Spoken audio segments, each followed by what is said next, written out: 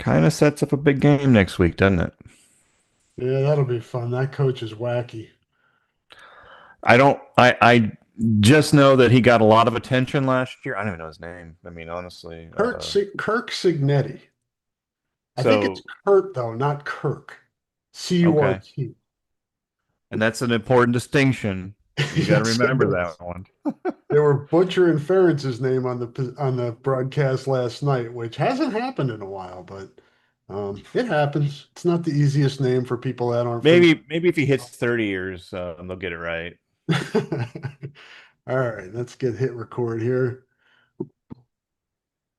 Hello there, and welcome to the Old Head Hawkeye, I don't know, Rapid Reaction Podcast, Old Head Hawkeye Podcast. We'll just call it that. You can cut out any of the timeliness because when you're old, time is kind of it's relative. Relative. Perfect. I like it.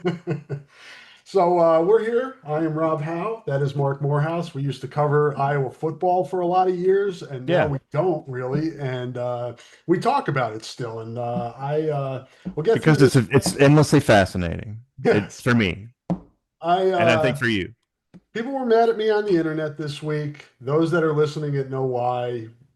Whatever. It trickled over here into this podcast when I got on this morning and looked at YouTube for this podcast feed. It was like, oh, two guys that don't like Iowa football that are trying to stay relevant. And that couldn't be farther from the truth, really, at least from my perspective. I'll let Mark speak for himself. We just have fun watching Iowa football now and talking about it. And if you enjoy the podcast, that's cool. Listen to it. If you don't like me, you don't like Mark, you don't have to listen to it. That's where we're at. Yeah, pretty much. I mean, if somebody, trying to stay relevant, I mean, I don't think we can turn down this amp any further. But so listen if you like. No, seriously. And if you don't, no, fuck you. Really. I don't care. Mark Morehouse. That's what I was thinking, but I'm glad he said it. And yeah, for those, it was cool though this week, Mark, because the 2020 training, and I don't want to spend a lot of time on this with social media, allowed me to just see the comments and just hit block or mute and not, I literally did not engage one person. And there were a lot of people out there. So So it's cool. honestly, so me, Rob, and we didn't do social media at the Gazette until we were forced to. Oh, yeah. And I didn't even know what it was. Honestly, I didn't know what it was. And I remember Andy Hamilton showing me Facebook before the 2005 Iowa game at Wisconsin, and I was like, "What is this thing with all these college kids in swimsuits? Why do we have this on the internet?" And wow, and then I put it away for several years. I didn't even think about social media. And then I have a boss who says, "Hey, everybody's got to be on social media." I'm like, "What is that?" I remember my first tweet going, I sent it out and like, where does this even go? So quite the education on that. And then you can get addicted to the feedback. You can get in that loop. And I certainly was more than I care to. But anymore, it's just like, hey man, it's a well. It's always going to be full. You draw from it if you want to. Right. And anymore, I'm like, you know what? I don't need to draw from it. I'll throw some stuff out. And honestly, the people I do connect with on social media, I love it. I love watching games with folks on social media because it's funny. It's fun for the most part. And that's what it for me, if I'm laughing, then I'm entertained. And if we can bring a little of that here, perfect. Yeah, that's the journey I think we've all gone on is how you process the social media and use it. And I'm kind of with you. I use it when I want to. I use it for work still because I still am in the business of producing Yeah, yeah, yeah, content absolutely. And so more if at a it's high school level than a college level right now. And a lot of my mhm. stuff is scouting and things like that. And I use it for that. And like you, I'll engage with the people that I enjoy engaging with, Mhm. and that's the way to use it. And there are, so don't get me wrong in social media. I mean, it Oh, has plenty of problems and as a 58-year-old adult male, we're not you I'm not the advertising. I'm not the demo that anybody gives a shit about anymore. And I love it. I love it. So but don't get me wrong, the people I do interact with, and there's a lot of Hawkeye fans that I do interact with and I enjoy. So when I watch the games, it's not as a sports writer, it's as one of you. yeah. It's as one of you with just a different experience, and maybe I sit at a little bit of different camera angle. And I think you do too. you're a little bit more into it still. You're still, you're still covering it, but a little bit. But for me, it is a spectatorial experience. I mean, I want to be entertained, and I'll tell you what, I hate Friday night games. I hate them, guys. I hated this, but man, that was an entertaining football game. Rob's first comment to me was that was a weird game, and in the back of my mind, I'm going 8 minutes left, and honestly, I didn't look at the score last night. I'm like, wow, Iowa is completely shitting the bed here. And I'm 8 minutes left. It was like the completion to the Howard wide receiver was like 1-on-1, Robbie Benson hearing the music, and all of a sudden, boom, Robbie Benson is making baskets, and his team, I think it was some sort of California State team run by a Bobby Knight. This is a 70s movie, of course. So I think that was their 1-on-1 moment. And look at the narrow margins. I went back and looked at that play a few times. The ball was where it needed to be. The receiver put his two hands on it. The defensive back put his one hand on it. And that is the difference between walking out. They probably would have ground out a field goal. They probably would have ground out a way to win that game. But as far as Iowa's offense making a play and something to build on for the next week, there it is. There it is. That to me was like that was the play that they don't make. The movie reference there of Robbie Benson was I knew one you'd get it. old I knew you. basketball movie, and Up Yours with a Red Hot Poker, I think, was one of the main That's it. That's it. the main Exactly. lines from that movie. JD Spradling, I think was his name, and he played the asshole coach in every movie. I loved. I don't know how he didn't get it in. I don't He's know how he like the didn't. drill sergeant from Full Metal Jacket. That guy No, no, plays that role. that's And Lee that guy was Ermey. the basketball coach version of that. Exactly. And then he JD Spradlin played the jerk in a lot of 70s movies. He's either a principal or a coach. And I can't believe he somehow didn't make the Bad News Bears as like an opposing coach. But Vic Morrow is fabulous. But Awesome. anyway, football wise, so football wise, Iowa got a block. I mean, all three phases. I mean, everybody's getting a helmet sticker for the blocked field goal. That Herkett kid from Cedar Rapids just quietly keeps making plays. He's like Hawkeye dad out there. If somebody falls down, he wipes their nose, gets them back out there, and they're still trucking. It's So like huge amount of um, respect for that kid. Parker Hesse to Joe Evans to Ethan Herkett. Mm-hmm. In-state, shorter defensive ends that are just friggin' Uh, like uh, bulldogs, man. Undersized defensive ends that you have to run over with a steamroller to defeat. Yeah, And these guys just don't go down. And every good Iowa team has a core of those guys. yeah, no doubt. And it was not a night to remember for the defense, and we'll get into that a little bit as well. The offense, certainly, I think you leave that game feeling good about the progress you made. I have some numbers to kind of give that some more perspective in terms of what Rutgers is this year. Because the thing for me that was striking what right away in that game, Mark, was that this isn't going to be a punt fest 10-7, 10-6 type game. Rutgers is approaching the game differently. They're throwing the ball all over the place with a guy who originally committed to PJ Fleck in Minnesota and is now at Rutgers with the former Minnesota offensive coordinator. So it's a very, you have to keep track of things in college football these days because guys appear on different rosters and so do coaches. So Yes. but just overall 30,000 foot view, that was not a normal Rutgers Iowa football game that we've seen since that school has come into the league. Feels to me like Rutgers bet on its passing game Yeah. against the Hawkeyes. I think it liked, and I'm Their receivers were freaking good, man. number Those 9 and number 8 were both fabulous. I think number 9 it started to look like Stephon Diggs against in Maryland against Iowa in 14, 20. Yeah, I think that sounds right. 14 or 16, but one of them. somewhere in there. It was like a command performance. And it feels like, I mean, Rutgers, I don't know. Let me check out the numbers. They finished with 330 yards. That's the most against an Iowa defense since 2022. So it does not a lot of defenses make it over 300 yards against Iowa. So that was one thing that I kind of was an eye opener. Rutgers rushed for 70 yards. Here's you've a lot of people have heard Ferentz say in the past we made them one dimensional, and Rutgers was certainly that. And so Rutgers, what did they ended up with big play wise? It was seven pass plays of more than 20 yards or more than 15 yards. So seven big passing plays. That is going to have Phil chewing his fingernails. I mean, that's going to get you beat for the most part. But one dimensional, going to the one dimensional part, which gives Iowa's defense a shot. One big rushing play for Rutgers, one rushing play of 13 yards.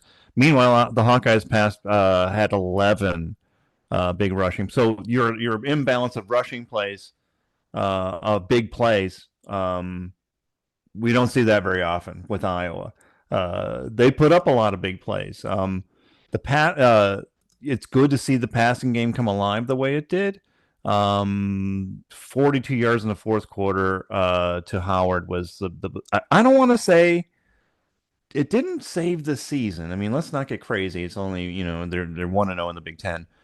But that was a game saver. Honestly, that was a game saver. If they don't make that play, then they're probably not able to milk clock enough, or a little bit to rush the ball in. And so it kind of sets up control, and it put Iowa in a really good place, and it was a long pass. So um, when they hit that, good things happen. It's just that it's so inconsistent, but beautiful to see coming through on the road like that, especially. And it was a hostile environment, at least until the boy, oh boy, the mausoleum hit after that play and after they scored. I mean, Rutgers like, okay, this is the part where Rutgers Howard dies in Blade Runner, and it is all over. Yeah, I think they said it was a record crowd or it's close Yeah, to yeah, something. But I was looking through and there were a lot of empty seats in the stands. I mean, I there's a thought lot so to do too. in I that thought part so of the too. country on a Friday night. So there were people that may have had tickets that were like, nah, let's do something else. Yeah, But it was still a good crowd. It still got loud on the road when Iowa was trying to, communicate on the field. So that's a positive. And as Mark said, it was a game when you look at Iowa's schedule this year. If you drop that game last night, there really is absolutely no margin for error if you want to get, to a season where you're like, you feel like it's satisfying, and it's hard because that seems like those goalposts move. What a satisfying season is. It often depends on which games you win and which games you lose. But again, that was one last night that I think you have to have. And Iowa is now 5-0 against the University of New Jersey and 3-0 in Piscataway. Mark. I mean, yeah, I've covered one of those. So I would say this: a good win moving forward. But what you said, if you don't win that game, it's hard. It is. You start to really squint at the schedule and go, does this feel like the Hayden's end? When 3-8, when it was basically a dead fish out on the dock, and not that at all. So. The possibilities are still there. The road ahead is it's not it's going to be it's going to be tricky. So, but they put themselves in position, and that's really going to a Friday night football game at Rutgers, halfway across the country. Ferentz hates that, but yeah, he's more comfortable on the East Coast, but he hates that. And to win there and to pull away in the fourth quarter, huge confidence boost. I think there could be positives out of this too from the negatives, if that makes sense. The defense, obviously, if he didn't have its attention before, Phil certainly does now, and he has a lot of teaching points on this. And I also Yes. will submit, again, when I'm watching that Rutgers team, that's a unique offense. A lot they didn't run the ball for a lot of yards, but a lot of that short passing game is a replacement for the running Mm-hmm. game. Mm-hmm. So, and a lot of the routes, it was almost like you saw like a power forward playing receiver, boxing out the defensive Yes. players for Iowa. With a lot of uniqueness to what they did. They picked on the cash position, Zach Lutmer, early in that game. Yep. To the kid's credit, in the second half, he was much better. He got what they were doing. I think as maybe alarming as that defensive performance was, because we just don't see it a lot from Iowa, It's not one that has me in a panic about that unit. I still think it's very good. I just think it ran into a unique scheme, and I'm not sure it's going to see that as much, and I think it'll grow from that. I think Kalakamanis is a better quarterback than maybe we're giving him credit for. The his accuracy, where he placed the ball, a lot of times gave his wide receivers a chance to make plays. But you go back to a lot of Iowa football here, where yeah, you know what, we'll let them pass. Bend don't break. We let them pass, and we'll see if they can make a living that way. And so when you get to the middle ranks, and I'd say Rutgers he has punched through to the middle ranks. You got to make sure that they're going to beat you with their best thing, and passing was their best thing, and they were beating Iowa. And I would love to know what maybe Phil adjusted at halftime because there it was noticeable. I mean, maybe the quarterback, maybe they got to him a little bit. I don't know. I didn't really look up the pressure numbers. It doesn't seem like. So I used to get, if Iowa didn't have any sacks, I used to get like, well, okay, they didn't have any sacks again. Well, it's not really sacks. It's just making the quarterback nervous, and they did that, I think, just a little bit, just enough. But and it is so hard anymore in football because 1-2 the ball's out. When you have a disciplined offense in this quick passing game, your pass rush is it's a bunch of expensive real estate. Uh, because you're putting a lot of money. You were literally putting a lot of money in those guys because that's how you're going to make a living in Big Ten. But I think I like the depth that they run across the defensive line, and it did put enough pressure in this game to where it affected it in the fourth quarter. And like I say, I agree, and I think um, the players kind of figured some things out, and I think they were put in better position once the coaches identified what was happening, and I think there were some schematic adjustments, a little bit more nickel. I think they went more defensive backs at times. Yeah, Thought yeah. they brought pressure from some different areas, like to Mark's point, that they got Kalik Manis a little uncomfortable, more uncomfortable in the second half. It So did start to run a few more trickier blitzes in the second half, or at least bring in an extra body somewhere. And then they got the stunt game going a little bit, yeah, and got the defensive lineman's feet moving, and that kind of just created a little bit of a swirl, enough of a swirl to make it nervous. And when Iowa's defenses are working great, the front four is doing exactly that. yeah, no doubt. And it's there's still guys that are less experienced on this defense that are working through things, and it's again, I wouldn't put too much stock into what happened defensively last night, and I would do the same on the other side of the ball, Mark. I feel good about what I saw offensively and some of the progress made, but I went back this morning again after I watched the game last night and said, this does not look like a normal Rutgers defense. This is not a defense because Greg Schiano's a defensive guy, right? He's Right. that prides himself on that, but he's obviously changed his approach to complementary football and has gone to a faster paced offense, and that compromises your defense sometimes. And that defense was not that good last night, would be an understatement. But here's some numbers. If I told you that Iowa ran for 4.2 yards per carry and said, okay, first of all, here are the other teams that Rutgers has played to get to 3-0. Ohio, Miami of Ohio, and Norfolk State. That's in Virginia for those people that don't know. But I won't quiz you on this one as much. But 4.2 yards per carry for Iowa last night. That's the lowest amount or the lowest average that Iowa or that Rutgers has allowed this season. Ohio ran for 6.5, Miami of Ohio 5.3, Norfolk State 4.7, Iowa 4.2. Iowa did rush the most. They ran for 38. They ran 38 times, but the 160 was 41 less than Ohio. From a passing perspective, Iowa, the good thing is what Mark said, 15.4 yards per completion.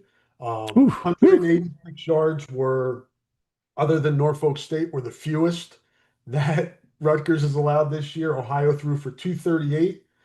at 11.4, and Miami of Ohio threw for 251 at 7.9 per completion. And then total yardage, Miami of Ohio, 440 yards of total offense against Rutgers. Miami of Ohio, 368 total yards against Rutgers. Iowa, 346. So again, Iowa had fewer yards than Miami of Ohio and Ohio against Rutgers. So that's just a little perspective on what Rutgers defense is this year. It's not That very doesn't good. take away from Iowa being able to do what it did and taking confidence out of that game. But that's not Penn State's defense, is what I'm telling you. It's not Oregon's defense. It's probably not Nebraska and Wisconsin's defense. It's going to be one of the worst defenses that Iowa faces this year. So don't go crazy with how the defense looked last night. Let's not go overboard with how the offense looked last night because there were a lot of misplays on offense too that could have cost Iowa. I would agree that Rutgers. I went when you were talking. I went through some of the numbers, and Rutgers is one of the worst defenses in the Big Ten, at least numbers wise. So that and so you don't expect that from Shiano. Um, and then Iowa being Kirk being super conservative going into a road game, a night road game on a Friday. They didn't show a lot until they had to, Mhm. and this is one of those games where when they had to show something in the passing game, they did. It showed up just enough to move the sticks, and then they got them a little bit when they completed a few passes. They loosened up the defense. You see how they didn't try. I don't think running the ball for Iowa last night was an emphasis, but it's always a good thing to have, especially in the fourth quarter, especially when you're trying to drain clock on the road in a close game. Couple things I liked that I saw from the offense. Tight ends more involved, Yes, throwing to the running back. Kamari Moulton looks like a weapon in the passing game. agree. Use that more. Use that. Use the tight ends. Then throw the ball over the top to Dayton Howard. Those are, I think it's. I can see it coming together, Mark.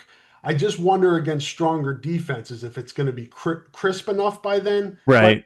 we don't know that any year, right? We go into the season going, can they get to the point where they're effective against better teams? And we'll find out. So the one thing, if I'm a fan this week and I want to know something about the Hawkeyes, I try to find some sort of, and I know these numbers are curious at best, but something that measures Iowa's pass protection, which I don't think was very good.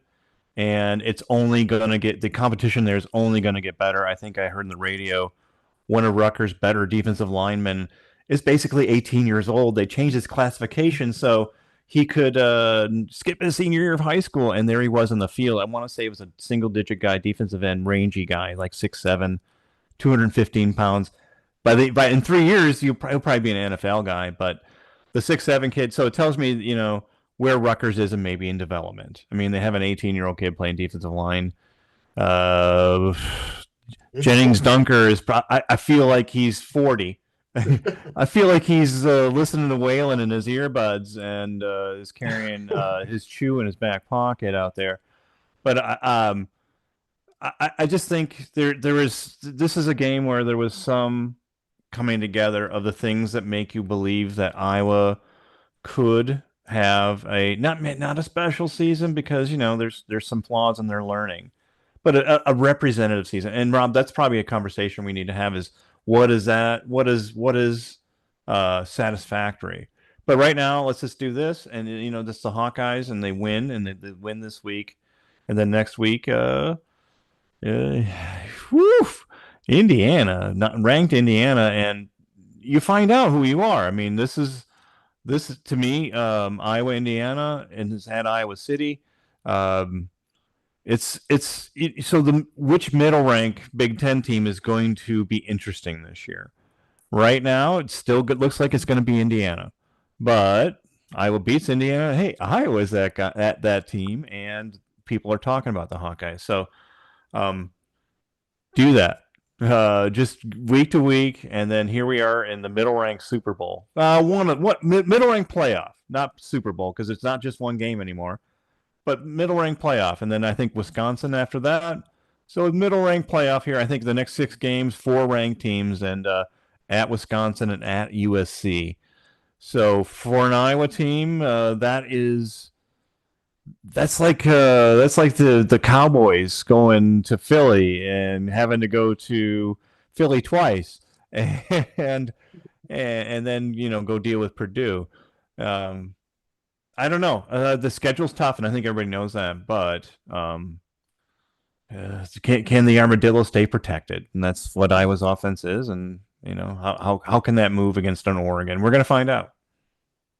Indiana against Illinois today in Bloomington, 6:30 tonight on NBC. If you want a preview of Iowa's next opponent, do not play Illinois this year. The Hawkeyes do not. Really? So, Oh, yeah, that's a which is bummer. a No, bummer. that sounds right. That sounds right. Yeah, because there's 18 teams in the league now, Mark, and it's hard for, and you only have nine conference games. It's kind of tough to play everybody. And No, totally, the totally. weirdness of not playing schools like Northwestern and Illinois, though, um, that's But probably never going to feel normal to me. But no, no. that's why this is the Old Head podcast. Let me ask you this. So, beyond the Hawkeyes, I was watching the halftime today, and I don't know, I can't remember. I'm sorry, it was a Fox halftime, and I don't remember who the main announcer is. But one thing he brought up, talking about Texas Tech, and I'm not sure who Texas Tech is playing today. Utah. Utah. He hit one of the lines he said talking about this game was, yeah, and Texas Tech has got its $28 million roster, and I'm like, wait a minute, are we going there now with college football? We're gonna quote how much they spent on their rosters. Holy shit! So if I'm a broadcaster, if I'm on TV, if I'm quick hitting, I love it. I love it. I love that factoid. I want to use that. I want to know what the other team spent on its roster too, because now that's a factor for college football. It makes me squeamish. I'm old head. It makes me squeamish. It's not exactly what we signed up for way back when, but the game is evolving and the players are getting paid now. That's a scary number though, Rob, for middle ranked teams, because if it's shit, you're not going to want to tell the announcer guy. You're like, we have like 7 million to spend, but that number and that factoid to me, it's going to show how naked a lot of programs might be. I think Iowa is one of those programs that is blessed, and it is a profit program. Not everyone is. You're only talking about maybe 25 or 6 programs making money. And to me, when you bring in that comment on this roster costs this much, that's a huge line of demarcation. It is really not college football, that we knew. So think about that one, Rob, this week, and eventually Iowa's probably going to have to say, yeah, we spent this much on this roster to somebody, or that is going to be a number, man, that to me is going to be, you're going to see it in the athletic, the ranked teams, and how it all works. You're going to see teams being listed this way, their value, because we're a society that's sort of into money. And so to me, Rob, that's a scary thing, because I'm not sure I want my middle ranked programs measured that way. They're never going to come up good against an Ohio State. They're never going to come up good against a Michigan. The teams that are just moneyed. Um, if Iowa had a Nike corporation or an akin of had just a little more corporate money in the state, you might feel good about that. But rounding up for the Hawkeyes, that's you and me, and we gave at the office. So if this becomes everybody's got to give for our program to compete and be able to say a cool number to Fox or to whomever the announcer is, man, that's a lot of pressure that you don't have any control over, and it kind of takes the fun out of it a little bit. Yeah, I agree with you, Mark, and I think it's still like a developing landscape because the House settlement, people think it leveled the playing field, and to a degree it did because everybody, gets the same amount of money to distribute within their athletic department. The problem is you can't restrict these kids now from making money on top of what the House settlement is. So you have a situation like in Lubbock at Texas Tech. I think they paid a softball pitcher like at least six figures this last year, and it got them to the College World Series. I think she was from Stanford, maybe. And So I that paid for itself. yeah. So if I have that wrong, I apologize. But it was I know it was a softball pitcher. I mean, I just don't know where she was from, and I don't know the exact number. I But pay for pitching, Rob. I pay for pitching. yeah, oh, if you're looking to target, okay, what can we get? How can we maximize our investment? Putting Dude, money into a pitcher is the way to go. we need to make this podcast fantasy college baseball. Then we'd get Brommel Camp for sure. But that's the thing. Yeah, definitely. That's the thing. Which one of these programs is going to have the T Boone Pickens, right? That's not just used to be able to build facilities, right? Or Phil Knight building these football facilities where it's like it looks like the wherever what's the wherever the Captain Kirk sat in the Star Trek, the Enterprise, kind of like it's got like doors that just automatically open when you're coming, just kind of state of the art. And that's what you had in Oregon, and that helped them kind of build. But now on top of that, they can pay athletes whatever they want out of these collectives are still around. So that's what Iowa's going to have to contend with. They don't have like those big money donors that are going to get you that starting pitcher for a $500,000. But how can you manage a football program with a pretty good amount of investment? I mean, they invested a lot in Mark Gronowski. You just had for Iowa, like it used to be, Mark, when you recruited, you had to hit on guys. Now, in addition, when you're going through the portal, you have to maximize the money that you do have, and you got to get the right quarterback or defensive tackle or whatever type of guy that roster, that specific team, that specific roster needs that you go to address in the portal. So as a former beat writer, I would get, and I know he has a name, and I just don't know it. I don't have to know it because I don't have to do this job anymore. But if I in my former job, I would want to get with the NIL guy, and I would actually have fun with him. I'm like, man, so my uneducated vision of NIL now is you have a guy who is your most gung ho supporter, or whomever is running the collective, your most gung ho supporter, and he's seeing revenue streams for this program. Now, I don't know how closely they can work with colleges anymore. I think it's verboten. I'm not sure, but that to me sounds like you need something. You need something that people can literally buy into. What I would suggest, so I would have sat with an NIL guy and I would just say, okay, man, how's it going this week? What's it look like money wise? Or can you put a number on things? Blah, blah, blah. But what I really kind of think might be a good idea is people buying in, kind of like a Packers ownership thing, Mhm. where hey, here's your thing, you kind of own the Hawkeyes now. So I have a Packers, I'm a Packers owner. It is worthless, except I paid $280 for it like 15 years ago. Um, it's worthless. It hangs on my wall and it's really cool, and I get to say that. So that's kind of fun. I think that sort of connectivity, you've got to find that people literally have to buy in with you now, and that's a sell job. And I don't know the guy. It sounds from some of the stuff I've read, it sounds like he has the right spirit, but that's what it's going to take. You are going to have to champion this program to get its revenue streams where it needs to be, so it can have a quarterback like Mark, who is competent. He's getting an 8 at point A to point B this week. Next week we'll see. Um, he had the bad miss to Ortworth. That one hurt. You hit that pass, and man, the fourth quarter, you're not even really, you're worried about it, but you're not as worried about it. But this is it now. I mean, and one thing for fans, Rob, that I think is interesting: how do you treat a player who's getting paid? Are you going to ride his ass? Are you going to, I've been to Cardinals games where, man, I used to see people, a few drunk people, ride the third baseman into like his back to his mommy's house because he screwed up. And eventually the third baseman gives him the finger when he's clear in his eye. And hey, it's all good. That's minor league baseball. Um, are you going to go after the quarterback who's getting paid $1 million and he misses a throw like he did to Ortworth? Do you get angry at him? Do you express that on social media?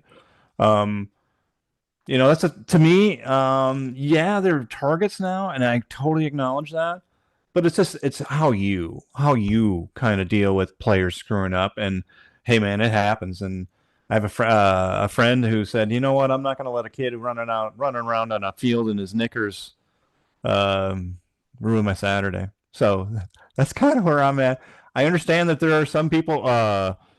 Packers winning the Super Bowl in '97 over the Patriots kind of cured me of my team, my FOMO. My team hasn't done it. Man, I hope some of you get there with sports because it's better on the other side after your team has done it. And I say that knowing that Hawkeye fans probably not going to hoist a national title trophy, but there are things that can happen with your program during a season that make you feel really good. And that's kind of why we're still all gathered around the sports fire, Rob, right? Yeah, no doubt. Yeah, I'm still waiting for the Mets to win it again. '86 was a special year, but Hey I man, so honestly, when the Bucks won the NBA, my dad was a Bucks fan, and he kind of brought me up that way. When they won the NBA, that was it. I mean, every team that I had, Packers, Cubs, thank you, 2016. Uh, so all my teams have won. So I'm like in a sports sort of heaven where like, okay, I try to give you peace, Iowa fan. It's total national championship may not happen, but there are things that can happen in your program that make you feel really good and like your investment was not wasted. And that's kind of what we're all shooting for. What that is for everybody, who knows? that I think is the key, right? It's if you put money in the pot for Mark Gronowski and he's just an abject failure, then you're hesitant to do it again, right? You're going Right. to be like, are the coaches identifying the right guys that I'm investing my money in? The other thing that makes it hard on fans, and I sympathize with, you've got the hands open to pay the athletes. Please give us money for the athletes. And then you've got universities saying we need more money for for the ticket and the licensing and Yep. all the parking and the concessions and all that other stuff. And we're making you buy more subscriptions on TV. You got to buy Peacock, you got to buy Amazon, you got to buy all these different platforms to be able to watch. People only have so much money. So the baseline of that in for me, Mark, is Iowa needs to be consistent in hitting on guys in the portal to get the fans to stay engaged, to want to give more, to continue to support it that way, because they've got to make decisions with their money. And so when the GM model has kind of hit college football, I mean, it started to kind of hit when I was getting out 5 years ago. Now teams have straight up GMs because Yeah. there is such a quick turnover on talent now. You have to be built for it. Every year, a guy's going to hit the portal who would rub your feet and make you cocoa and make you feel good in the fourth quarter at Rutgers, no matter how lineman, defense, pass rusher. Um, there are guys out there, and you're going to have to be open to that. So there needs to be a whole separate department, a GMing, where you're working with your coach and you're getting the players he needs. I do think with Tyler Barnes, Iowa does have that guy. It's just a matter at that point. You know what you want. Can you get it? And when I see what some of the heartbreaking stuff. I mean, so I love all middle ranks. When I see Iowa beat Nebraska for recruit, that's huge. That's huge because that's getting one over the middle rank. When you lose one, oh shit. I mean, it's like, what did they see at Wisconsin? What did they see at Northwestern that they didn't see at Iowa? So that's when I covered it that way, or when I covered recruiting, a little bit. Um, I, we look at things for the fans to get agitated about. There's so much that you can't control. Recruiting. So I think this is why we love college football because there's just no absolutes. I mean, there's no right answer. There's no one way to do things, and so you always think your team has a shot something, and that's the beauty of it, right? And but now it's not as easy as turning on the TV. I am a completely uneducated fan a lot of days when I'm turning on college football TV because I don't do I don't do a lot of the reading, and so it's just games for me. Um, I try to keep it that way so I'm not as invested in a program. Maybe I get that way. Maybe I get weird, and maybe I inherit some money and give Wisconsin football 10 grand so I can go up there and complain. Hey, I'm paying you guys. No, I would never do that. but there's investors. I mean, there's an investment sort of vibe that goes into college football. because you went to school there, because you're from that state. I mean, there's an investment vibe because I pay for the go to the games, because I pay for the tickets, because I tailgate, because I'm this. So there's an, I can see where there's an sense of entitlement that comes with being a college football fan because you literally do invest. Yeah, no question. Financially, emotionally, all of those things. And And that's why it's beautiful, right? That's why we're trying to stay relevant, Rob. we'll give you some more actual football talk here to wrap this up. We Yes. talked about the offense, we talked about the defense. The third phase last night, good and bad. Blocked field goal, excellent. The guy 21, Caden Weechin, a Yes. pretty good return guy that opens the game with a 104. Iowa's most explosive weapon. Yep. So good things there. Missed field goal again. The field goal kicking seems a little. The last few weeks has been a little. Drew Stevens has the leg. There's no doubt about it. It's If it's just not 59 yards, it's nothing. It's yeah, it's it's boring. Whatever happened, I kick him back. If it's 26 yards, he's gonna kick with his left leg because just to get something out of it, just to feel something. No, I'm kidding. Uh, the, I remember so kickers. There's nothing they hate more than missing a field goal that they know they should make, and them having to live with that. That's a hell. That's a hell that that's a headspace that man. They're so kickers lot tougher than you think, man. yeah. And Drew Stevens, I mean, having as long as he's been the kicker and the success, and you're just not going to make every field goal, right? There are going to be ones No, that no, you miss, and he knows that, and he said it basically. It pisses him off, and it yeah, yeah, motivates him to do better yeah, next time. And that's yeah. what you want out of one of the guy that That's is at that that's position. You want that's if what I you. could write a kicker quote, that would be it, right? You want them pissed. You want excellence. You want excellence to be the goal, and for them, it sounds crazy to us. I mean, you remember Drew Ott telling you, well, if we don't let them score, then we win. Basically, put an excuse for your offense, Drew. Your offense gained like -6 yards, and you guys won 7-6. Well, the defense did its job. I mean, they would tell you that. So. Um, the obvious is right there, and kickers, they know. I mean, they know. Um, so I would say that there's a little bit mirroring going on between Iowa and Rutgers as far as the emphasis on special teams. Both get it, and so in a game like that, I wasn't really surprised to see big special teams plays. I was surprised the way Iowa endured the failures on the road. I mean, they really did endure failures, and you know what? That's a trait for resilience is a trait for your football team that is measured by winning on Friday night in a on the road. And winning on Friday night on the road is why we did this podcast on Saturday morning because it was too damn late last night, and I didn't make it much past the final horn before I checked out. And Mark stayed I up a little was later as he texted me this morning, so that's why this podcast is a little bit later. And that's kind of what it's going to be. It's going to float to the point where we're able to do it. And I texted him back this morning and said it's casual.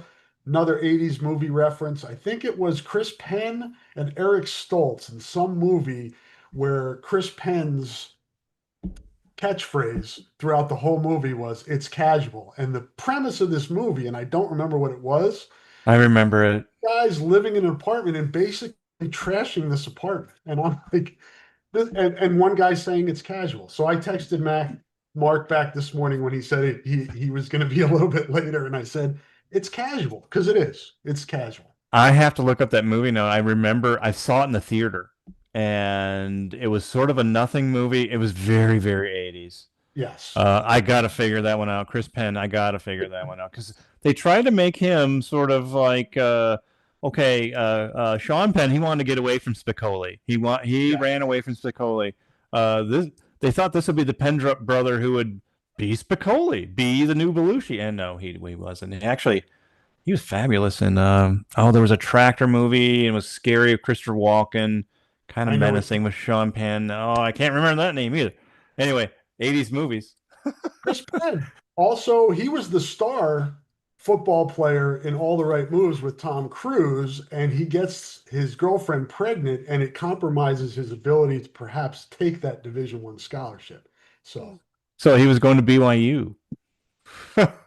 Anyway, uh, so hey, Hawkeye fans,